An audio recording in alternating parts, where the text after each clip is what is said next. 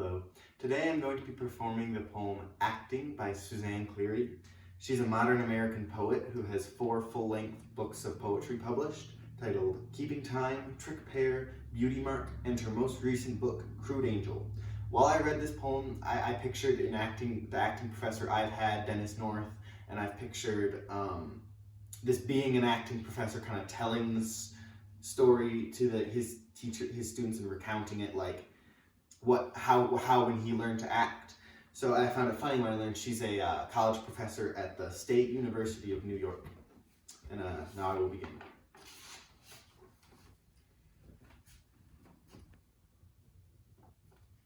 I most remember the class where we lie on our backs on the cold floor, eyes closed, listening to a story set in tall grass, a land of flash floods. 10 babies slept in a wagon as a stream, risen from nothing, trampled like white horses towards them. We heard horses pulling their terrible silence. Then he asked us to open our eyes. Our teacher took from his pocket an orange square and dropped it. This had wrapped one of the babies. This was found after the water receded. I remember the woman with red hair kneeling before the scarf, afraid to touch it. Our teacher telling her she could stop by saying, "Okay, good." I remember the boy named Michael, who once told me he loved.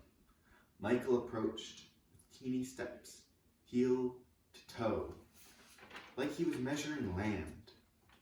And all at once he fell on the scarf. It could have been funny, loud and clumsy, in another context, another moment. It would have been ridiculous.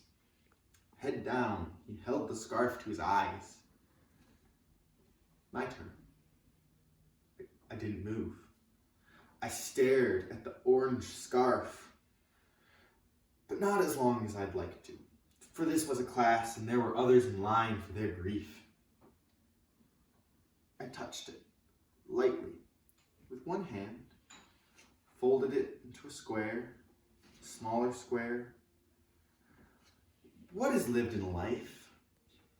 Our teacher making up that story as he watched us lie on the dusty floor, our rising one by one to play with loss, to practice. What is lived? To live? What was that desire? To move through ourselves to the orange cotton agreed upon, passed from one to another.